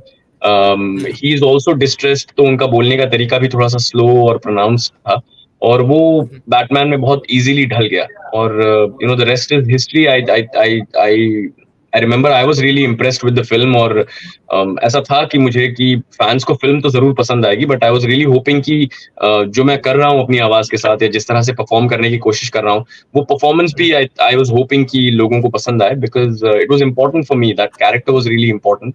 और मैं बिल्कुल किसी फैन की तरह उसे डब कर रहा था। I was enjoying the English बहुत, मैं I was internally really happy कि क्या फिल्म है, मजा आ गया एंड ऑल दैट। एंड वैसे ही फिर मैं हिंदी में I was trying to do कि वो परफॉर्मेंस मैच हो कहीं, या एटलीस्ट वो फीलिंग जो मुझे इंग्लिश देखते वक्त आ रही है वो किसी को हिंदी देखते वक्त आनी चाहिए। That was I think the basic thought in my mind जब मैं वो अप्रोच कर रहा था।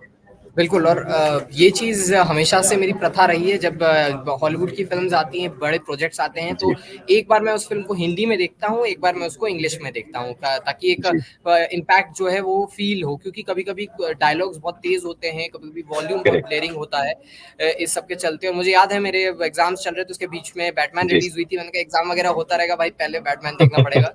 एंड हिंदी मैंने पहले देखी, और अंदर से संतुष्टि आई कि भाई वाह क्या फिल्म बनाई है। और मतलब सर मैं कभी वॉइस को लेके हेजिटेंट नहीं था, पर आपके वॉइस को लेके मैं जरूर हेजिटेंट था कि बैटमैन के साथ ये वॉइस कैसे बैठेगी, और जब बैठी और जिस तरीके से वो प्ले आउट हुआ सर, मतलब थिएटर में आपकी वॉइस गूंज रही थी सर, फैंस को बहुत पसंद आई थी। एंड मतलब आपके इमॉर्टल कैरेक्टर्स एंड रोल्स में से ऑफ कोर्स ये बैटमैन का जो मोनोलॉग था स्टार्टिंग का, it's one of the best monologues ever for creation of the Batman. And वो अगर वो एक मोनोलॉग और वो मैं इंतकाम हूं वाला जो डायलॉग है, वो अगर स्टाइल में हो जाए, मैं कोशिश करता हूँ। उसकी लाइंस है कि अब एक सिग्नल देते हैं, जब भी मेरी जरूरत हो, उस निशान का आसमान में चमकना सिर्फ बुलावा नहीं, चेतावनी है। उन्हें लगता है मैं परछाइयों में छुपा, और मैं ही वो परछाई हूँ, मैं इंतकाम। कमाल की फील है, गूज़बम्स एकदम। और आपकी आवाज हम मतलब दिल्ली पुलिस को हम रिकॉर्ड करके अलग से भेज देंगे, तो शायद क्राइम यहाँ कम हो जाएगा। ऐसी एक फील है मोस्ट डेफिनेटली। पर काफी अमेजिंग टेक्स है। और जब इस टाइप की डबिंग आप करते हैं, जो बाकी आर्टिस्ट हैं उनके साथ आप साथ में रिकॉर्ड करते हैं, या फिर जब मिलते हैं तो बाकी आर्टिस्ट के साथ कैसा बैंटर रहता है? यार अनफॉर्चुनेटली हमारी डबिंग प्रोसेस ऐसी होती है कि उसमें एक वक्त पर एक ही इंसान डब करता है, अनलेस रेडियो प्ले स्टाइल में कोई डबिंग हो रही है जिसमें कई कैरेक्टर्स एक साथ डब करके फिर उस पर एनिमेशन किया जाता है, बट वो बहुत कम होता है। So most of these project जो हम डबिंग में करते हैं फिल्म्स वगैरह के लिए, वो तो एक आर्टिस्ट एक वक्त पर जाके ही डब करता है। और बातें वगैरह करने की जो बात है, वो तो अगर आप रुके हैं और कोई आर्टिस्ट बाहर आ रहा है, आप अंदर जा रहे हैं, तो तब वो जो 2 मिनट की बातें होती हैं, वैसे ही होता है अक्सर। तो इतना बैठकर काम के बारे में बात करने के मौके बहुत कम आते हैं। हुँ। जैसे कि हमारी वॉइस फेस्ट वगैरह होती हैं, ऐसे कुछ इवेंट्स होते हैं इंटरनली इंडस्ट्री के, तो तब लोग थोड़ा आराम से बैठकर बात कर पाते हैं, वरना मुंबई जैसे शहर में तो बहुत भाग-दौड़ होती है। आपका काम खत्म होते-होते अगला आर्टिस्ट आकर बाहर खड़ा होता है और आप निकलते हैं, उनसे हाय-बाय करते हैं और वो फिर अंदर चले जाते हैं। और वैसे भी एज़ आर्टिस्ट अब तो owing to strict NDAs and copyright laws, हम वैसे भी हमारे प्रोजेक्ट के बारे में बिल्कुल बात नहीं कर पाते हैं बिफोर इट रिलीजेस। और तो वो बात भी नहीं हो पाती कि मैंने ऐसा कुछ ट्राई किया, या कोई सलाह लेना किसी से किसी कैरेक्टर के बारे में, वो भी अब कर नहीं पाते हैं हम।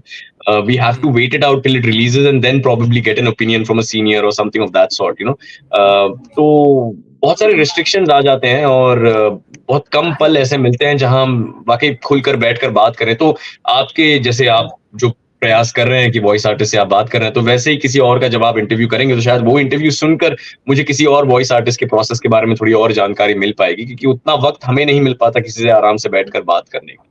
जी। बिल्कुल। और इसी टाइप के कन्वर्सेशंस के लिए इंडिया डेली को फॉलो करना बहुत ज़रूरी है, क्योंकि ऐसे कन्वर्सेशंस आगे और आएँगे, और भी हम बातचीत इसके बारे में बिल्कुल करेंगे ही। और सर, एक जी। काफ़ी इंटरेस्टिंग आपने बात बताई कि जिस तरीके से आपको कोई रोल मिलता है, पर आप उसका अप्रोच जो है वो किसी से पूछ नहीं सकते कि जी। क्या है, क्योंकि एम्बार्गो है, एक लॉज है जिसके थ्रू जी। सारी चीजें होती हैं।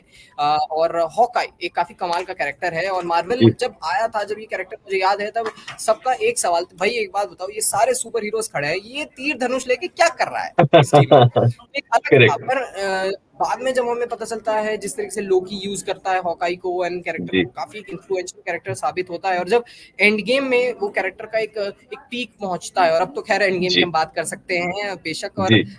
जिस तरीके से वो कैरेक्टर एक कंप्लीटली डिफरेंट जोन में चला जाता है, रोनिन बन जाता है, एंड उसके बाद जी। वो जो रिडेम्पशन है, फिर टाइम लैप्स से जब करेक्ट। आपको ये ऑफर हुआ था, एक तो एंड गेम हिस्टोरिक फिल्म थी, तो जी।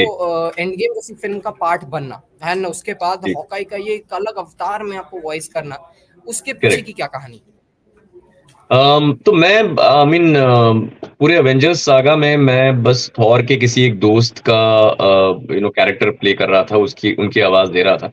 और एक सेकंड सर, इस चीज में स्किल। आपको रिपीट इस चीज में आपको इंटरप्ट करना चाहूंगा, क्योंकि I am so ji. Sorry, पर एक बड़ा मजेदार सीन था, वो थॉर रैग्नारॉक शायद फिल्म थी, जिसमें आपको सिर्फ वो जी। एक ही लाइन के लिए बुलाया था, हाँ। थॉर के दोस्त के जी। लिए। और फिर उसके तो बाद मैट डेमन भी थे उस फिल्म में, तो वो भी एक था। बिल्कुल, बिल्कुल। सो मेरा जो कैरेक्टर था वो रैग्नारॉक में आई थिंक मर जाता है।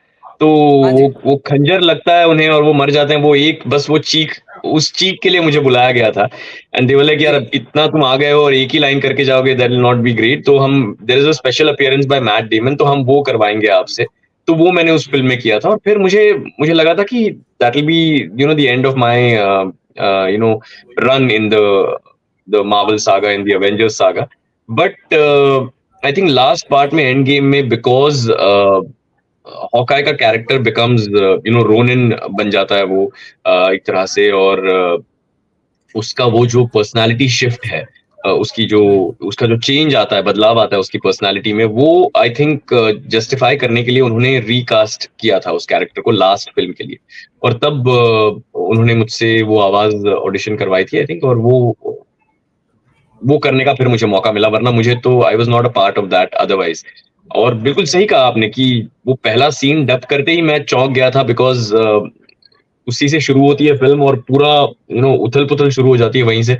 और मैं ना किसी से कह पा रहा था कुछ, ना कुछ बता पा रहा था, एंड आई वाज लाइक ये समझ में नहीं आ रहा है क्या हो रहा है, बिकॉज हमें सीन्स भी जब दिखाए जाते हैं तो हमें सिर्फ वही सीन्स दिखाए जाते हैं जो जहां हमारा कैरेक्टर मौजूद हो।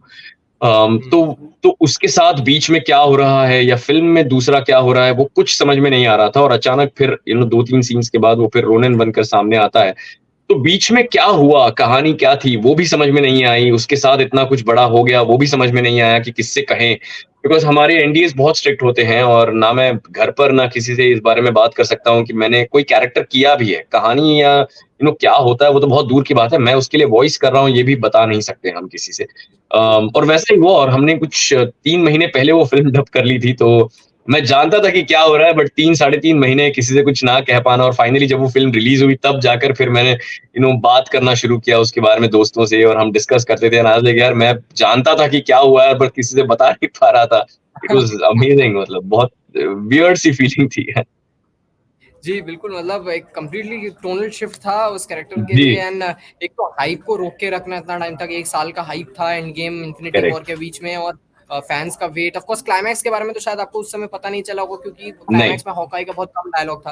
तो जी। वो ऑफ कोर्स जब बिग स्क्रीन में आपने देखा, सर, जब आप कोई फ़िल्म डब करते हैं, वो फ़िल्म बड़े स्क्रीन पे रिलीज़ होती है, तो पहले आप हिंदी में ही देखते हैं या इंग्लिश में पहले देखते हैं आप? अ, अगर उसका थिएटर रिलीज़ हो रहा है उस फ़िल्म का, तो मैं आई थिंक मेरे हर अगर 10 प्रोजेक्ट्स हैं तो उसमें से क एटलीस्ट 5 या 6 प्रोजेक्ट्स मैं थिएटर में जाकर देखने की कोशिश करता हूँ। इसलिए भी क्योंकि वो सॉर्ट ऑफ मेरे लिए एक स्टडी हो जाती है। मैं ये समझ पाता हूँ कि यू नो किन किन लाइन्स पर कोई रिएक्शंस आ रहे हैं, या कहीं परफॉर्मेंस पसंद किया जा रहा है, या कहीं पर स्विच ऑफ हो रही है ऑडियंस। तो जनरली वो रिएक्शंस देखने के लिए भी मैं जाता हूँ कई बार, ताकि मुझे उससे पता चले कि अगले प्रोजेक्ट में क्या बदलाव लाने हैं या क्या मैं कर सकता हूँ बेटर। तो तो वो मैं करने की कोशिश करता हूँ। इसके अलावा अगर ओटीटी पे देखने का मौका मिले, तो I definitely try to watch it, not just mine, but कई बार ऐसा होता है कि मैसेजेस वगैरह सर्कुलेट होते हैं ग्रुप्स में हमारे वॉइसेस के, कि कोई हिंदी डब प्रोजेक्ट बहुत अच्छा हुआ है या किसी ने कुछ काम किया है। So then I try to make it a ji, point to see at least that, so that I understand, what is happening, and what was the approach that it was done with. उसको जो प्रशंसा मिल रही है, वो क्यों मिल रही है, किस तरह का काम हुआ है, क्या उन्होंने इम्प्रूव किया है या बेटर किया है। तो ये सारी चीजें बिल्कुल। जानने के लिए तो डेफिनेटली मैं देखता हूँ। लाइक बैटमैन भी मुझे याद है, मैं 3 बार जाके थिएटर में देख के आया था हिंदी में।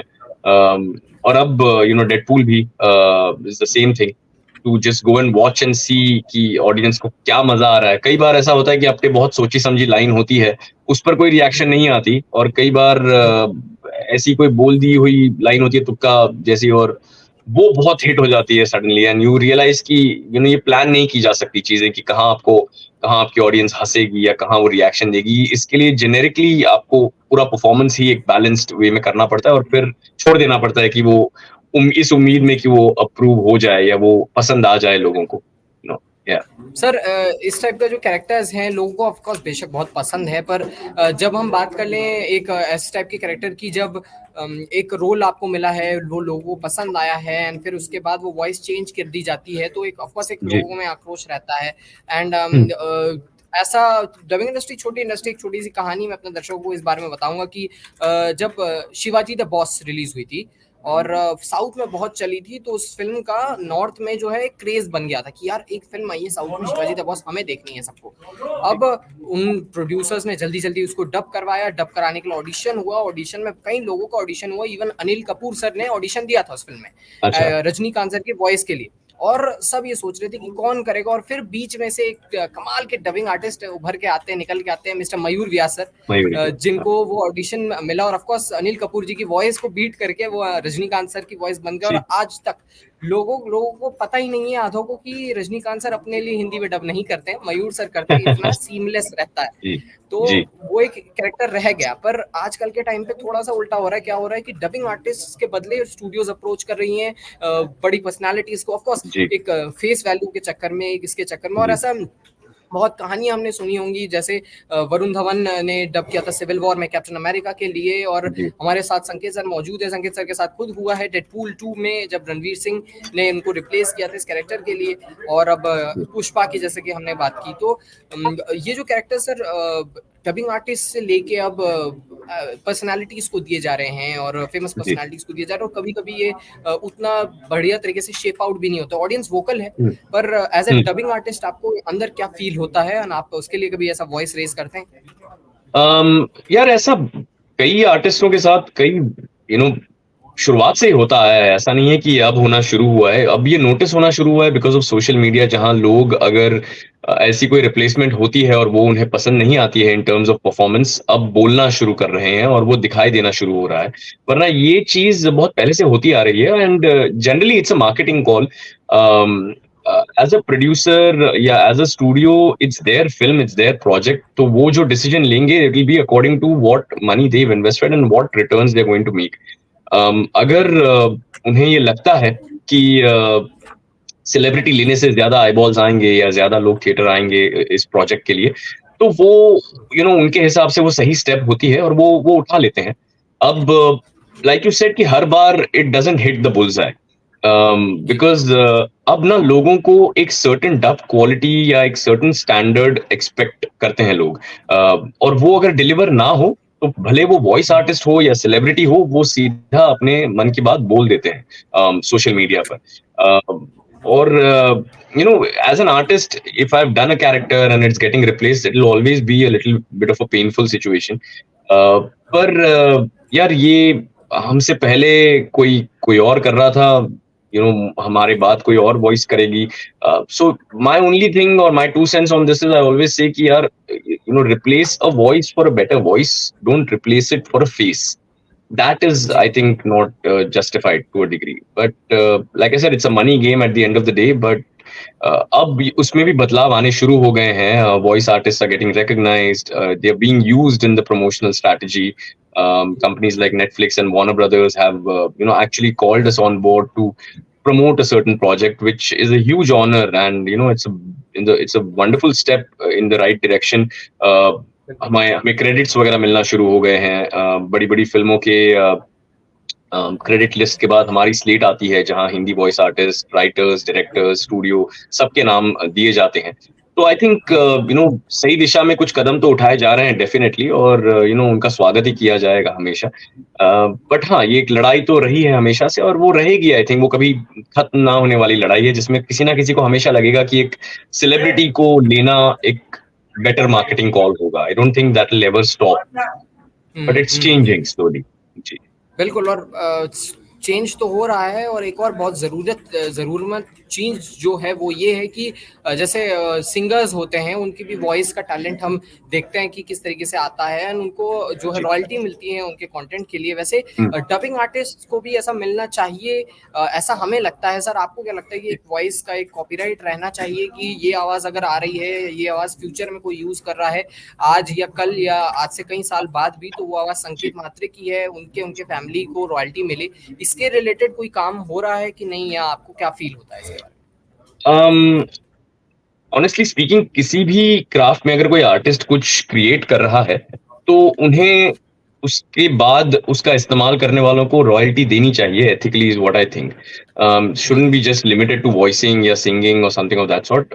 जैसा कि आपने कहा कि ऐसा ऑलरेडी एआई के लिहाज से ऐसे रूल्स बनना शुरू हो गए हैं अब्रॉड. एटलीस्ट सैग आफ्ट्रा वगैरह ने ये स्टेप्स उठाए हैं कि अगर आपकी वॉइस आप किसी एआई को इस्तेमाल कर रहे हैं या किसी आर्टिस्ट का सैंपल यूज करके, तो उस आर्टिस्ट को उतना ही रेम्यूनरेशन मिलना चाहिए. अगर आप किसी ऐसे आर्टिस्ट को इस्तेमाल कर रहे हैं जो अनफॉर्चुनेटली हुज पास्ड अवे और समथिंग ऑफ दैट सॉर्ट, तो उनकी फैमिली या उनके ट्रस्ट को वो पैसे दिए जाने चाहिए. जिससे कि उनके बाद भी अगर उनकी आवाज को इस्तेमाल करे तो उसे एथिकली पेमेंट किया जाए. अब हमारा भी एसोसिएशन है जो इस दिशा में कदम उठाने की कोशिश कर रहा है, हमें आगाह करने की कोशिश कर रहा है, हमें अवेयर करने की कोशिश कर रहा है कि ऐसे लॉज बनना, या अब तो खैर रॉयल्टी की फाइट तो बहुत लंबी है. फिलहाल उसके पहले ही एक और फाइट शुरू हो गई है जो है एआई के खिलाफ है. तो उस लिहाज से भी हमारी लड़ाई जारी है. और बिल्कुल, मतलब ये धीरे धीरे और कॉम्प्लेक्स होता जाएगा जैसे जैसे आर्टिस्ट की आवाज को एआई से रिप्लेस किया जाएगा. उसके क्या रिpercussions होंगे, या उससे आर्टिस्टों का कितना नुकसान होगा, या ऑलरेडी हो रहा है, ये तो अब नजदीकी फ्यूचर में अब पता चल ही जाएगा. बिल्कुल। But as artist, if you ask us, या royalties or something that definitely should be in place, because like we said, आपने वॉइस की हुई कोई चीज 10 साल बाद भी अगर कोई इस्तेमाल कर रहा है, तो उसमें उनका कोई कमर्शियल गेन है, तो उसमें आर्टिस्ट का या उनके क्रिएटर्स, राइटर्स का, डायरेक्टर्स का, सबका ही कुछ गेन हो जाना चाहिए. Is what I think. बिल्कुल। तो वो, बिल्कुल। जी, I mean that's where I stand on the whole royalty bit. And काफ़ी वैलिड पॉइंट है सर। मोस्ट डेफिनेटली हम तो यही चाहेंगे कि आर्टिस्ट को बहुत जल्द और ऐसी रॉयल्टीज मिले, और बेसिकली उनके वॉइस को जस्टिस मिले एक तरीके से। और जी. रिकॉग्निशन तो खैर इंटरनेट के ज़माने में आजकल मिल भी रहा है। और इंटरनेट के जी. ज़माने से थोड़ा बहुत अगर कुछ समय पहले चले, टीवी का टाइम पे जब लोग बहुत होल हार्टेडली टीवी टेलीविजन देखते थे, और एक डिस्कवरी पे बड़ा कमाल का शो आता था, मैन वर्सेस वाइल्ड, एक ऐसा शो जिसमें जी. वो आदमी बियर ग्रिल्स, उसको हेलीकॉप्टर से नीचे फेंक दो, वो आदमी कुछ भी कर देगा, कैसे भी करके जी. जंगल से बच के निकल आएगा। एक ऐसा कैरेक्टर उस बेयर ग्रिल्स की पर्सनालिटी में है जो लोगों को काफी एक्साइट करती थी। तो इस टाइप का एक रोल मिलना जो दर्शकों को मैं वापस से बता दूं, आपने तो अभी तक पहचान ही लिया होगा, संकेत सर बियर ग्रिल्स की भी वॉइस निकालते हैं, एक ही ये हैं जो बहुत सारी वॉइसेस कर रहे हैं। और अब बियर ग्रिल्स का जो किरदार है वो एक जंगल में है, एक हैबिटेट में है, वहां पे बारिश हो रही है, जानवर हैं, पेड़ है, अलग अलग चीजें, पर आप जो ये पूरा वॉइस ओवर कर रहे हैं ये एक स्टूडियो में कर रहे हैं जहाँ पे अंधेरा है, एक माइक है, स्क्रिप्ट है आपके सामने, पर आपको वॉइस वैसी निकालनी है। तो वो जो एफर्ट उसके पीछे लगता है उसके बारे में थोड़ा बहुत बताइए। बहुत इंटरेस्टिंग शो है बेयर ग्रिल्स, बिकॉज मैं जब कभी एस्पायरिंग वॉइस आर्टिस्ट से या ट्रेनिंग की जब बात आती है तो प्रोजेक्शन की जब हम बात करते हैं, वॉइस प्रोजेक्शन क्या होती है या कैसे करनी है, तो उसका एक बहुत अच्छा एग्जाम्पल है Bear Grylls. Because Bear Grylls के एक ही शो में कैमरा बहुत अलग अलग जगहों पर माउंट किया जाता है। कभी वो हेलीकॉप्टर में होता है तो बहुत शोर होता है उसके आसपास हेलीकॉप्टर के पंखों की वजह से, तो वो हम स्टूडियो में ऑब्वियसली वो आवाज नहीं होती, बट हमें वो इफेक्ट रिक्रिएट करना पड़ता है। फिर कभी वो कैमरा में पास आकर विस्पर करता है, फिर कभी किसी के साथ ट्रैवल कर रहा है, वो कहीं किसी रस्सी के दूसरे छोर पर हैं, किसी पहाड़ के दूसरी ओर हैं, या किसी वाटरफॉल के नीचे खड़े हैं, ये कहीं ऊपर है, तो वो एक अलग प्रोजेक्शन होता है। तो ये दो तीन चीजें एक ही एपिसोड में हो जाती हैं, ऊपर से फिर वो अजीबोगरीब चीजें खाता है, उसके रिएक्शंस, तो ये सारी चीजें these are not possible to हमें वो प्रॉप्स नहीं दिए जाते, या और वो दे भी कैसे, if he is eating spiders and snacks, वो तो स्टूडियो में होने से रहा। तो वो सारी चीजें क्रिएट करने का अपना ही एक अलग चैलेंज है, which is why I enjoy Bear Grylls, because वो इतने सारे प्रोजेक्शंस करवाता है एक ही एपिसोड में, कि एज अ वॉइस आर्टिस्ट आपको सेटिस्फैक्टरी लगता है कि कुछ करके आए आप आज, काम के लिहाज से कुछ क्राफ्ट में आपने कुछ एक्सरसाइज किया, and it's really interesting to voice him always. मजा आता है उसमें। बिल्कुल सर, फैंस बहुत पसंद करेंगे अगर एक बार आप बियर ग्रिल्स की वैसी आप आवाज एक बार करके दिखाते हैं जैसे सो इनिशियली जब वो हेलीकॉप्टर वगैरह में होता है तो वो चिल्ला के कहता है कि इस वक्त हम अमेज़न के रेन फॉरेस्ट के ऊपर से सफर कर रहे हैं, और जैसा कि आप देख सकते हैं घना जंगल हमारे नीचे है। तो ये इफेक्ट देना पड़ता है मुझे, क्योंकि वहां पे हेलीकॉप्टर के पंखे चल रहे हैं, और उसके बाद वो शायद कैमरा के करीब आकर कहेगा कि हम अगले 2 दिनों तक यहाँ पर टेंट लगाने वाले हैं, और ये लंबा सफर है, मुश्किल होगा, कई जंगली जानवर हमारे सामने आएंगे। हमारे साथ डेविड है, डेविड फिलहाल पहाड़ पर रैपेलिंग कर रहे हैं, आप उन्हें देख सकते हैं। डेविड संभल कर, आराम से, ओके डेविड, ओके। तो जैसा कि आप देख सकते हैं डेविड इस वक्त पहाड़ के ऊपर पहुंच गए हैं। So something like this, where his voice has to throw project a lot and then come closer, या बिकॉज देयर इज नॉइज, या फिर वो जब कुछ खा रहे हैं और खाते खाते उन्हें बताना है कि वो सारी चीजें वॉइस के जरिए करना, इट्स अ फन चैलेंज, मजा आता है वो करने में। बिल्कुल बिल्कुल सर, कमाल का ये जो हमारा सेगमेंट था ये हमारा अभी समाप्त हुआ है, जहाँ पे हमने डबिंग वर्ल्ड के बारे में, एक्सपीरियंसेस के बारे में, बड़े बड़े रोल्स के बारे में भी सुना, बताया, और किस तरीके से वॉइसेस होती हैं उसके बारे में जाना। साथ ही कमाल के हमारे सारे वॉइसेस सुने। तो ये तो हमारा मेन सेगमेंट हो चुका और आप लोगों को बेहद पसंद आया होगा, पर अब वो सेगमेंट है जिसका आप सब बेसब्री से इंतजार कर रहे हैं। ये वो सेगमेंट है जहाँ आपके पूछे गए सवाल हम संकेत सर से पूछेंगे डायरेक्टली। हमने एक छोटा सा Q&A किया था और उसमें जो सवाल आए हैं उसमें से कुछ बेस्ट सेग्रीगेट किए गए हैं, तो जल्दी रैपिड फायर में हम इसे आपके सवाल पूछते हैं सर से, देखते हैं कि उनका क्या जवाब रहता है। तो सर पहला सवाल है, मेरे बहुत अच्छे मित्र हैं स्वप्निल और मृदुल, ये दोनों का एक ही सवाल है कि आपका फेवरेट डबिंग आर्टिस्ट कौन है, मतलब डबिंग वर्ल्ड में आपका फेवरेट डबिंग आर्टिस्ट? अगर हम इंटरनेशनली बात करें तो यूरी लोवेंथॉल करके एक वॉइस आर्टिस्ट हैं, जिन्होंने ओरिजिनली बेन 10, एनाकिन स्काईवॉकर ऐसे कैरेक्टर्स को, स्पाइडरमैन के लिए वॉइस वगैरह दी है वीडियो गेम्स के लिए। और मैं सोशल मीडिया पर उनसे इंटरेक्ट कर चुका हूँ। बहुत अमेजिंग आर्टिस्ट हैं, is a wonderful human being. उन्होंने बहुत अच्छी किताब भी लिखी है वॉइसिंग पर, अगर आप एस्पायरिंग वॉइस आर्टिस्ट हैं you can purchase that book and read it out. So he is one person that I really like in terms of वो अपनी आवाज कैसे इस्तेमाल करते हैं। बट उनके अलावा जी बोलिए, सॉरी। इंडियन आर्टिस्ट में अगर कोई नाम है? इंडियन आर्टिस्ट में तो कई सारे हैं। मुझे I love Viraj, I love Monadi, I love मेघना है, राजेश है, शानुर है, सो बहुत सारे आर्टिस्ट हैं जो उनकी स्टाइल के लिए या उनके किसी स्पेसिफिक कैरेक्टरिस्टिक ट्रेट के लिए मुझे बहुत पसंद आते हैं। There are legends like Ninad Kamat, चेतन सशीतल, जिनसे बहुत कुछ सीखा जा बिल्कुल, सकता है। और ऑनेस्टली स्पीकिंग ऐसा कुछ है नहीं कि कोई सीनियर आर्टिस्ट ही है जिनसे आप कुछ सीख पाए। ऐसा कई बार होता है कि बहुत सारे न्यूकमर्स होते हैं, बट वो उनका अप्रोच का ढंग या कोई स्पेसिफिक ट्रेट ऐसी होती है कि जो बहुत इम्प्रेस कर जाती है, और फिर मैं वो अपने काम में लाने की कोशिश करता हूँ। So it's I think almost everybody has something unique that they do, जो जो आपको सिखा सकती है कुछ ना कुछ। And I try to learn as much as I can from everyone that I encounter. बिल्कुल। बिल्कुल, जी। बिल्कुल। और दूसरा सवाल सर गौरी की तरफ से है। गौरी पूछती हैं कि आप इतने कैरेक्टर्स करते हैं, वो आवाज़ आप चेंज कैसे करते हैं हर कैरेक्टर के लिए? तो जैसा कि हम बात कर रहे थे बेसिकली, एक तो आपको अपनी वॉइस रेंज क्या है वो जानना बहुत जरूरी है। जैसे मेरी वॉइस रेंज, मैं जानता हूँ कि बेन से यंगर अगर मैं कुछ करूँ तो बहुत फेक साउंड करेगा, और जी, ज्यादा से ज्यादा मे बी एक 60-70 साल के इंसान की आवाज में निकालने की कोशिश कर सकता हूँ, उससे ज्यादा नहीं हो पाता मुझसे। तो वॉइस रेंज आपकी क्या है वो समझना जरूरी है। उसके बाद फिर आपको बस अपनी आवाज के साथ खेल कर अपने अंदर से कैरेक्टर्स ढूंढने हैं। जैसे मैंने कहा कि बेन 10 एक एक्सीडेंटल चांस था जहां से मुझे पता चला कि मैं इतनी आवाजें कर सकता हूँ।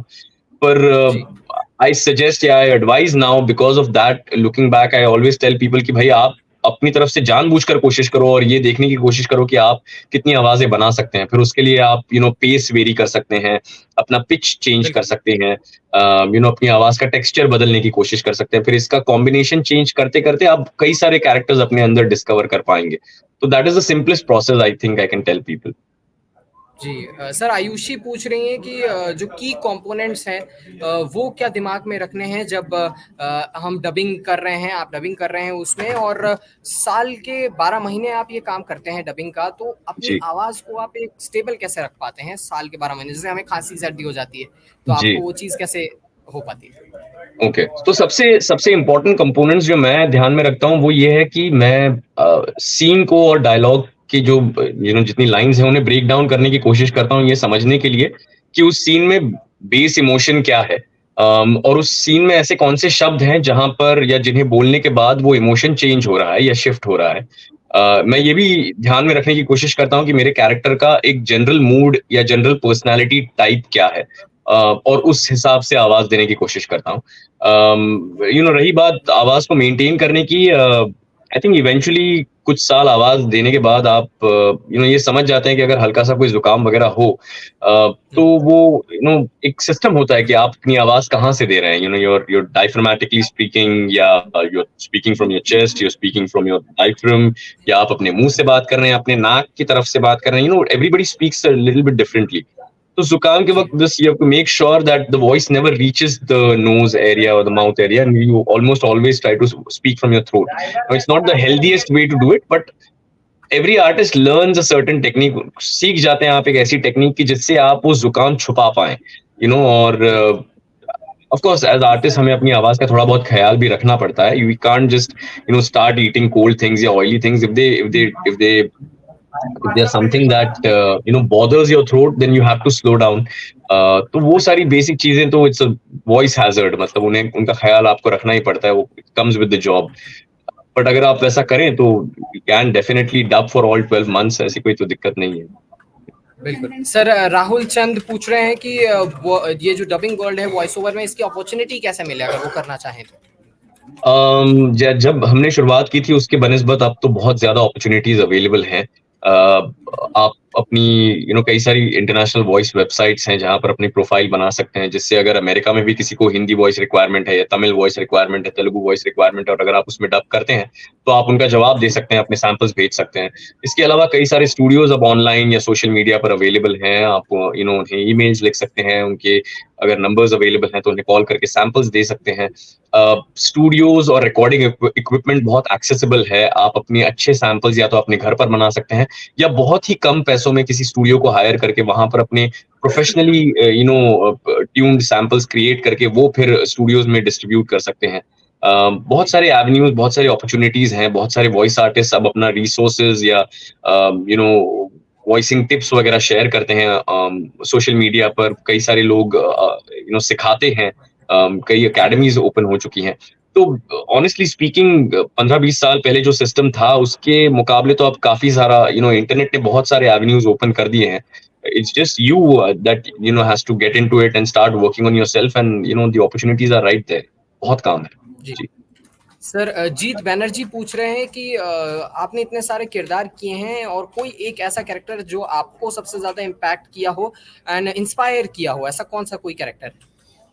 देखिए, सबसे इनिशियली तो I always say Ben 10 because I didn't know I had that many voices inside me. तो it was a pleasant accident, I think. Plus the fact कि मैं वो बेन की आवाज करने ही नहीं गया था, या मैंने खुद से उनसे नहीं कहा कि मैं वो कर सकता हूँ. So this is something that I always think about कि मैंने खुद से क्यों नहीं कहा कि मैं ट्राई कर लेता हूँ उस आवाज के लिए.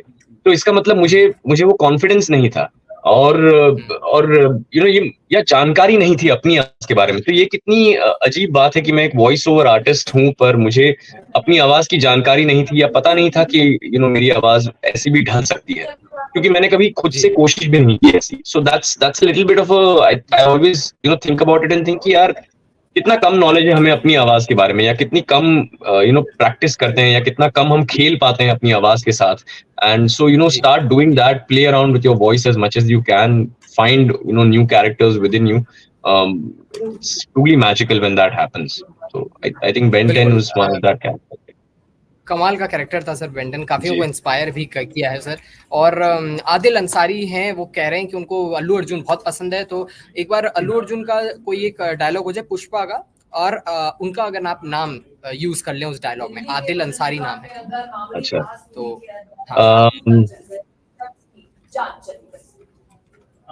आदिल नाम सम के फ्लावर समझा क्या? फ्लावर नहीं, फायर है वो, झुकेगा नहीं साला. कमाल का सर आपका अंदाज है. और यही था हमारा ओवरऑल Q&A सेगमेंट, और आई थिंक आप लोगों को बहुत पसंद जरूर आया होगा. संकेत सर को भी बड़ा मजा आया देख के, लगता है. और सर फैंस ऐसे क्वेश्चंस पूछते हैं, और आई थिंक आप तक ये पहुंचाना बहुत जरूरी है. और इस तरीके से अगर आप संकेत सर से ऐसे ही बहुत प्यार करते हैं मेरी तरह, तो आप रीच कीजिए कमेंट सेक्शन में. उनका इंस्टाग्राम आपको मिल जाएगा, यूट्यूब पे जाइए, उनके कमेंट कीजिए और उनसे कनेक्ट कीजिए, उनको बताइए कि आप कितना प्यार करते हैं. और संकेत sir, thank you so much आज के हमारे इस एपिसोड में जुड़ने के लिए. धन्यवाद. बहुत बहुत शुक्रिया. Thank you so much Bhaskar. Thanks a lot for inviting me. India life का भी बहुत बहुत शुक्रिया. धन्यवाद. बिल्कुल. Thank you sir. और इसी टाइप के कमाल के एपिसोड्स और भी डबिंग आर्टिस्ट को लाया जाएगा, कलाकारों को, आर्टिस्ट को टीवी और फिल्म में सारी दुनिया से, इंडस्ट्री से लाया जाएगा. और इसी टाइप के एपिसोड्स के लिए बने रहें इंडिया डेली के साथ. तब तक के लिए धन्यवाद.